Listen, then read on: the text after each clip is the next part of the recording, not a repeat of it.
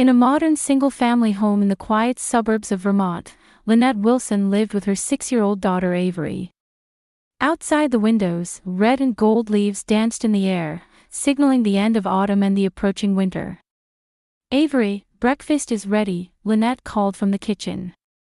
She had already prepared for work, and her laptop screen displayed today's schedule. "Coming." The sound of small feet scampering down the stairs echoed through the house. Avery appeared with her blonde hair in disarray, still wearing her pink unicorn pajamas. Lynette couldn't help but smile. Avery's brightness was her reason for living. Lynette had once worked as a nurse at the local general hospital, but now she worked from home as a freelance medical consultant. It was a choice she'd made after her divorce, to spend more time with her daughter. "What are you doing at school today?" Lynette asked as she placed pancakes and fruit in front of Avery. "We're going to draw pictures of our families in art class," Avery answered, her mouth full of pancake. "Can I draw Daddy too?" Lynette's hands froze for a moment. Though 3 years had passed since the divorce, she still felt a tightness in her chest whenever her ex-husband David's name came up. David had once been a respected architect in the area. When they met, he was a talented young man, and they fell in love at first sight. But as he was assigned larger projects one after another, David gradually changed. What began as excessive stress developed into alcohol dependence. Then came the heated arguments when he was drunk. Watching her husband become increasingly mentally unstable, Lynette finally decided to leave. "Of course, Avery. You can draw whatever you want," Lynette forced a smile. After Avery left for school on the bus, Lynette took her coffee out to the backyard. The cool morning air caressed her cheeks. Over the past few weeks, she'd been experiencing an unsettling feeling around the house. Sometimes the garden chairs seemed to have been moved, or she heard noises in the middle of the night. Last night, she thought she saw a shadow outside her bedroom window, which kept her from sleeping. Lynette took a deep breath, trying to calm herself. "It's just my imagination," she told herself. But was it really? She took out her phone and began looking up local security camera installation services. In the afternoon, after finishing an online meeting, Lynette went to collect the mail that had accumulated in the mailbox. Among the bills and advertisements, she noticed an envelope with no sender name. Back in her room, she nervously opened it to find a blank sheet of paper. However, it appeared as though something had been written on the back and erased. Lynette shuddered and immediately threw the paper away. In the evening, when Avery got off the school bus, Lynette greeted her at the front door. She knew she'd gone outside earlier than usual because of that creepy letter. "Mom, today everyone in class drew pictures of their families," Avery proudly showed her a drawing. It depicted 3 people, a small girl in the middle who was Avery herself, a woman with long hair on the left who was Lynette, and a tall man on the right. "Is this Daddy?" Lynette asked quietly. Avery nodded silently. "I miss Daddy." Lynette hugged Avery. She hadn't heard from David in over a year. The last she heard, he had left the state and moved to the West Coast. "Let's wash up and have dinner.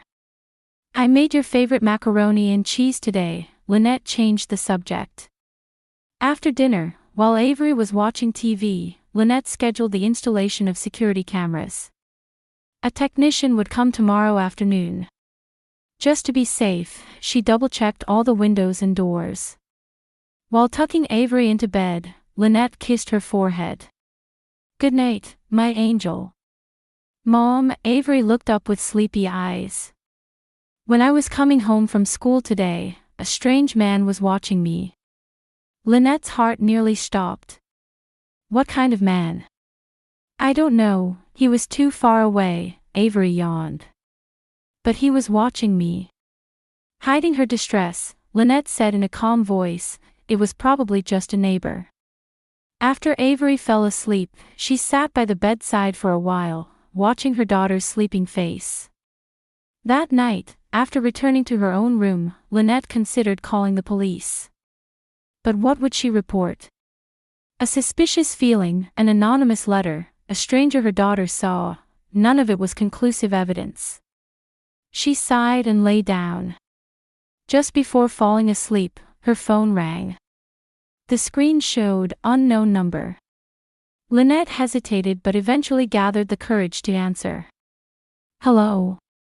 Silence filled the other end. But she could faintly hear someone breathing. Who is this? Lynette's voice trembled. After a few more seconds of silence, the call ended. Lynette rushed to the door to make sure it was locked. The next morning, Lynette was brewing coffee, rubbing her eyes after a sleepless night. The doorbell rang, making her jump. The security camera installation wasn't scheduled until the afternoon. Looking through the peephole, she saw her best friend, Carol Johnson, standing there. Lynette sighed with relief and opened the door. Morning, Lynn. You look terrible, Carol said, holding up a box of pastries. I brought breakfast.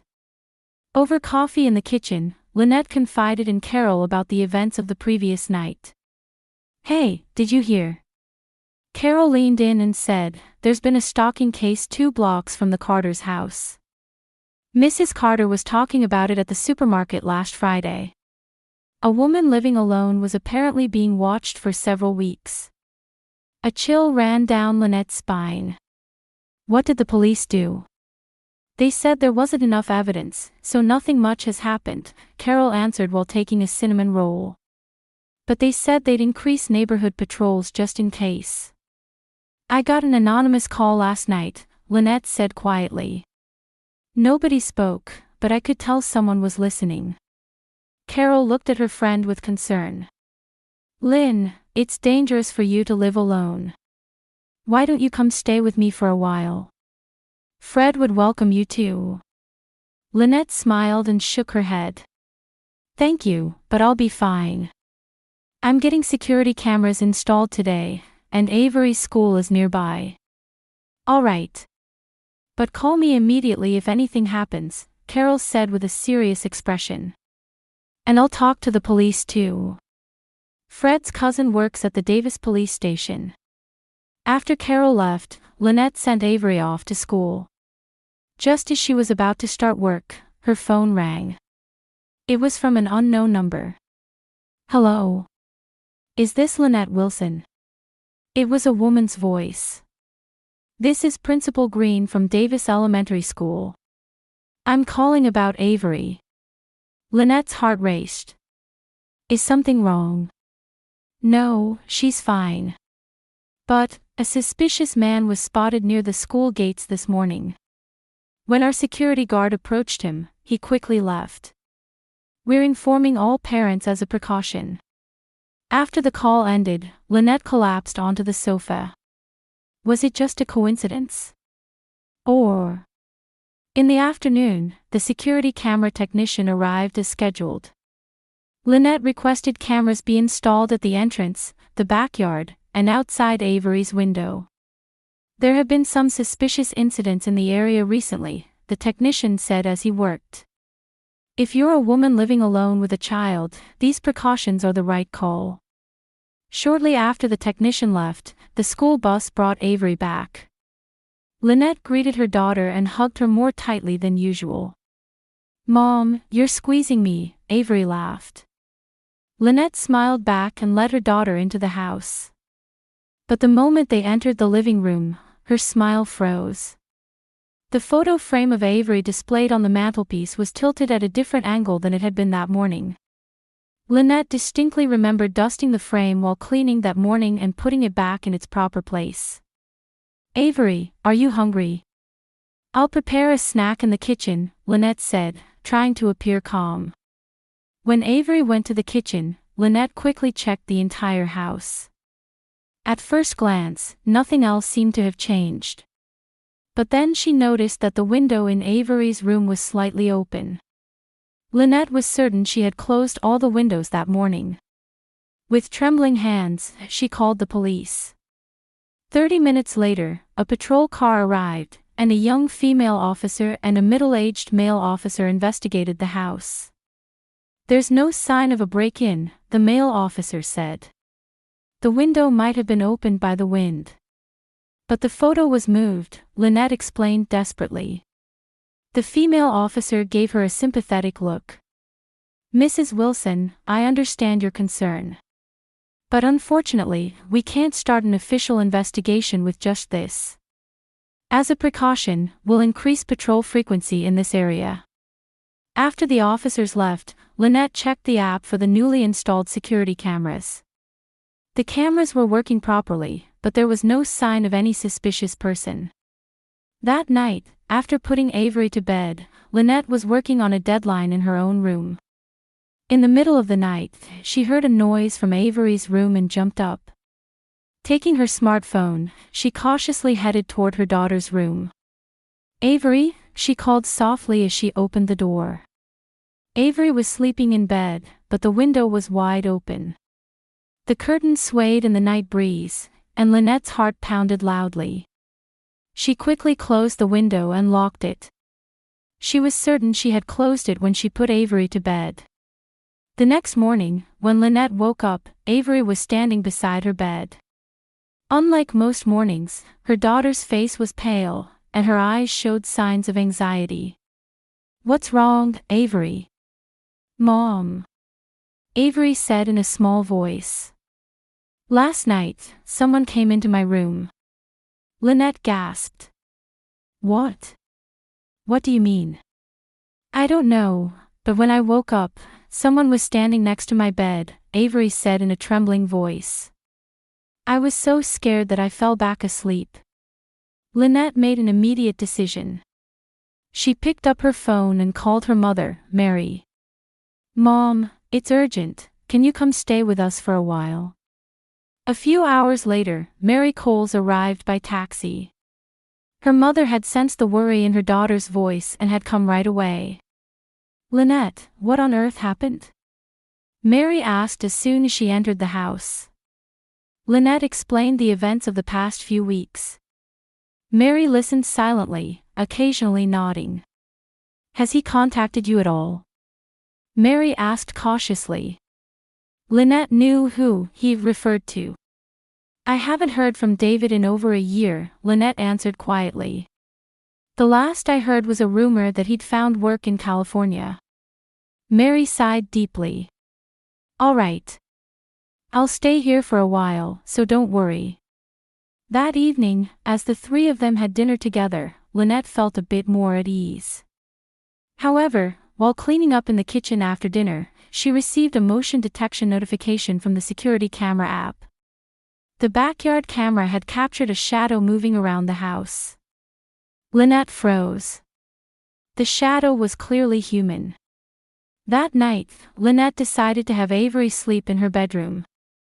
Mary was resting in the guest room.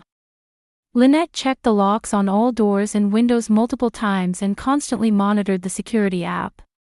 Although they couldn't identify who had cast the shadow in the backyard, there had been no reports of suspicious movement since then. Mom, will you read me a story? Avery asked as she snuggled into Lynette's bed. Of course, Lynette sat beside her daughter and opened the book Avery had chosen. As she read through the story, she could see Avery's eyelids growing heavier. Good night, my angel, Lynette closed the book and kissed Avery's forehead. Sleep with me, Mom, Avery said drowsily. Yes, I'll be right beside you, Lynette smiled in response. She turned off the light and lay down next to Avery. The moonlight cast a faint glow in the room. Lynette stared at the ceiling, wondering how long this situation would continue. The police wouldn't begin a proper investigation without decisive evidence. Yet she couldn't just leave this house and move. She still had a mortgage, Avery's school was nearby, and most of her work clients were in this area. The clock showed 1 a.m. Lynette was still unable to sleep. Listening to Avery's steady breathing, she finally closed her eyes. She wasn't sure how long it had been. Lynette suddenly awoke to the sensation of her body being shaken. Avery was gripping her arm, trembling violently. Mom. Avery's voice was shaking. It was a whisper, a thin voice. "What's wrong?" Lynette immediately sat up and embraced her daughter's shoulders. Avery's face looked pale in the moonlight. Her eyes were wide with fear, and her small lips were trembling. "There's someone under the bed," Avery whispered in a trembling voice. "Let's run away right now." Lynette's blood froze. Her first instinct was to scream, but if someone truly was there, that would be the worst action to take. Taking a deep breath, Lynette tried to appear calm. "Avery," she said in as steady a voice as possible, "shall we go to the bathroom together?" Avery nodded slightly. Lynette quietly got out of bed and took her daughter's hand. Her heart was pounding so hard it felt like it would burst through her chest. Without looking under the bed, she led her daughter toward the door. When she placed her hand on the door, Lynette hesitated for a moment. There might be someone on the other side of the door too. But they couldn't go back to the bed either. She slowly turned the doorknob and carefully opened the door. The hallway was dark and silent. Lynette gripped Avery's hand tightly and stepped into the hallway. At that moment, she made a decision. It would be safer to leave the house than to go to her mother's room. Lynette picked Avery up and shouted loudly, "Mom! Help!" Then she rushed down the stairs all at once, running toward the entrance. From behind, she sensed someone moving. Footsteps. Or was it her imagination? Lynette continued running without looking back. "Lynette? What happened?" Mary's voice could be heard from upstairs, but Lynette didn't stop. When she reached the entrance hall, she distinctly heard footsteps approaching from behind. She placed her hand on the front door, trying to unlock it when. "Lynette, wait." It was a worn-out, hoarse male voice. Lynette froze. Despite not having heard it for 3 years, she immediately knew whose voice it was. She slowly turned around. In the shadows of the hallway extending from the living room stood a man. Moonlight streamed through the window, illuminating his face. It was David Wilson, looking utterly exhausted. Lynette held Avery tightly. "David, it was you." "Why?" David stepped forward. He looked like a different person from the David of before. The man who once had a neat appearance and confident posture was now emaciated, with a sickly complexion and dark shadows under his eyes. His clothes were dirty, and his hair was unkempt. "Daddy." Avery's small voice broke the silence. Tears welled up in David's eyes. "Avery! Get out!" Lynette shouted. Her hand found the emergency button of the security system. "I'm calling the police." "Please, Lynette," David raised his hands. He was holding something, not a weapon, but what appeared to be a small box. "Listen to me." Mary came down from upstairs. She assessed the situation at a glance and quietly stood next to Lynette. "David," Mary said in a calm voice, "what are you doing?" "Grandma Mary." David said painfully. "Please let me explain." "Explain." Lynette's voice trembled with anger. "You've been watching us for weeks. Breaking into our house, even into Avery's room. You're sick, David." "No, that's not it." David shook his head. "Yes, I was watching, but I couldn't talk, didn't know how to explain." His words were fragmented, as though he couldn't properly form sentences. "What do you want?" Lynette asked, her finger still on the emergency button. David slowly opened his hand. There was a small velvet box. "I wanted to give this to Avery." "Daddy, what is that?" Avery asked from within her mother's arms. There was more curiosity than fear in her voice. "Avery, do you remember what you wanted for your 4th birthday?" David's voice was weak, and tears glistened in his eyes. Lynette stared at the box. And suddenly she remembered. Avery's 4th birthday. She had said she wanted a ballerina music box. David had promised to special order one, but shortly after, their relationship began to crumble. Why now? Lynette was confused. Why like this? As David tried to answer, sirens wailed outside. Lynette came to her senses, remembering she had pressed the security system button. Seconds later, the lights of a patrol car shone through the windows and stopped in front of the house. Lynette, please. There was a look of desperation in David's eyes. But Lynette's mind was already made up. She held Avery tightly and pressed the emergency button once more. With a knock at the door, the officer's voice could be heard. Police. Anyone inside, please open the door. As Mary moved toward the door, Lynette looked at David. There was something in his eyes, a desperate look that seemed to want to say something, but Lynette couldn't understand.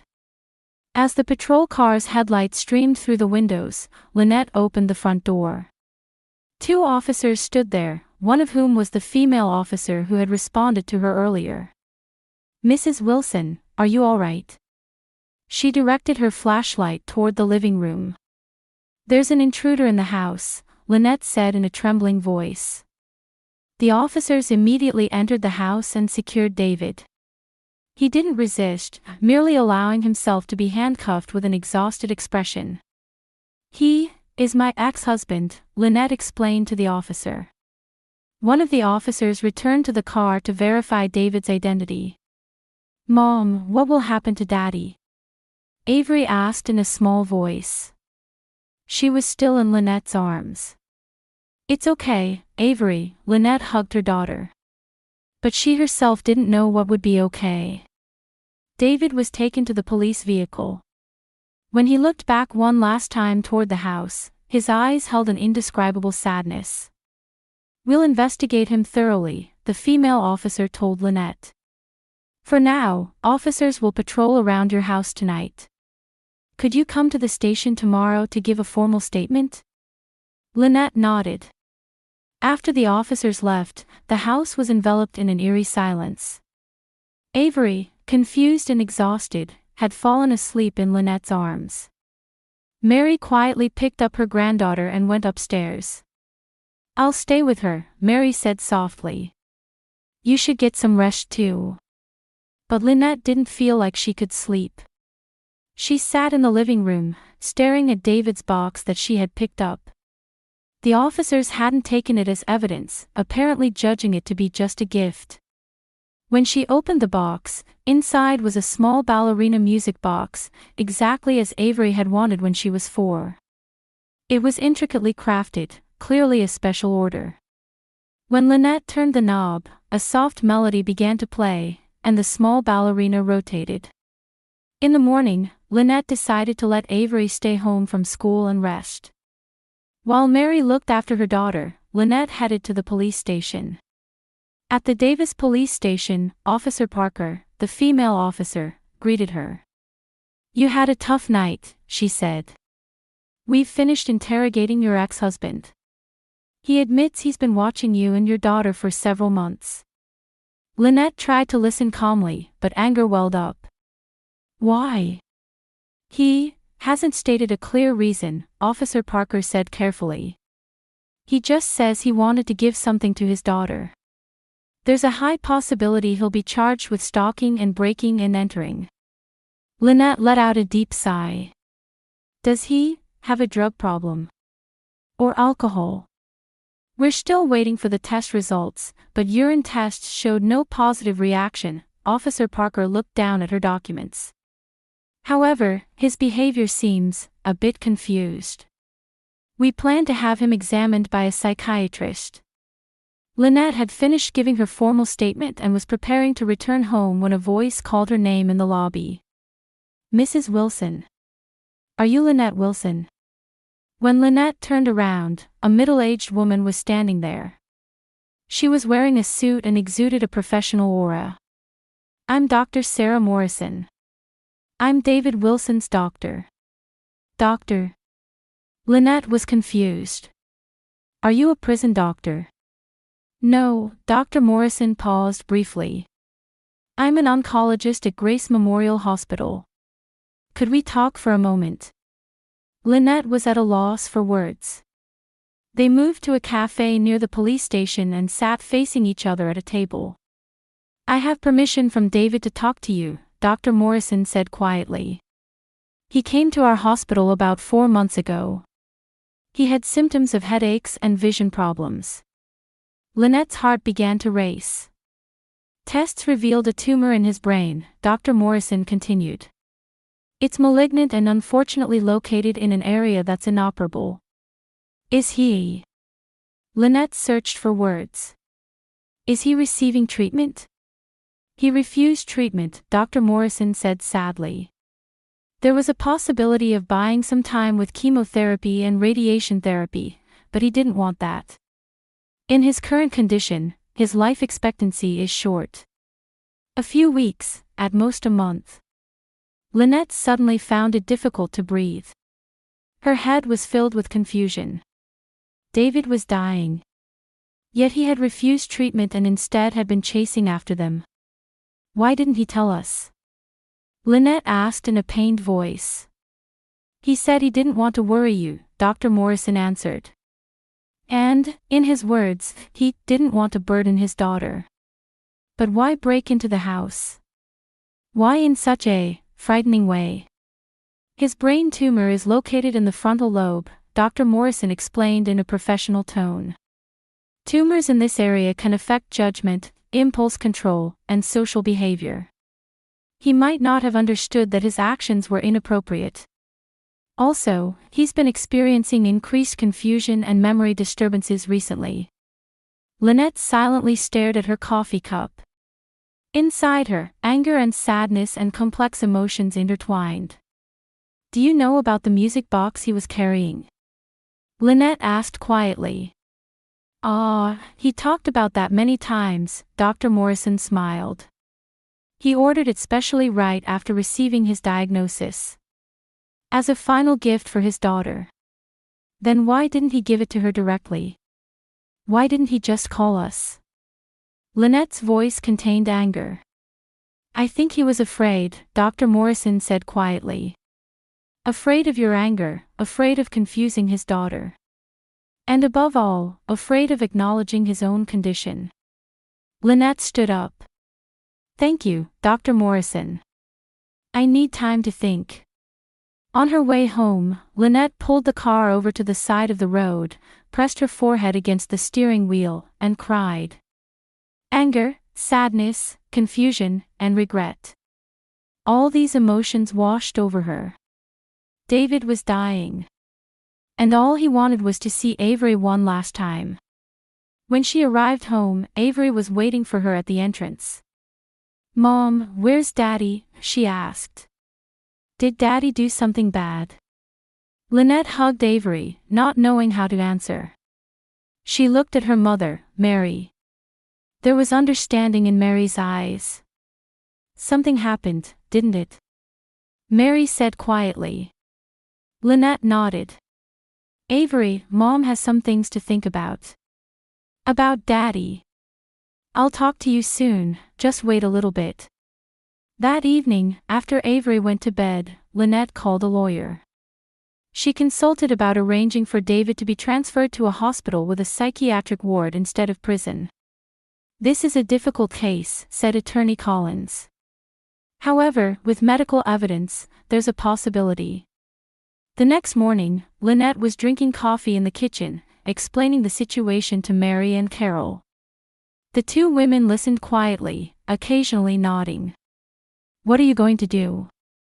Carol gently asked. I don't know, Lynette answered honestly. He did terrible things. But he's sick and dying. What about Avery? Mary placed a hand on her daughter's shoulder. That's the hardest part, Lynette sighed. I need to tell her that her dad is sick, but how do I explain it? 3 days later, Lynette visited Grace Memorial Hospital alone. Thanks to the lawyer's efforts, David had been transferred here for a mental evaluation. When she opened the door to the hospital room, she was shocked by the sight of David lying in bed. He was even more emaciated, his complexion gray, and his hair thinner.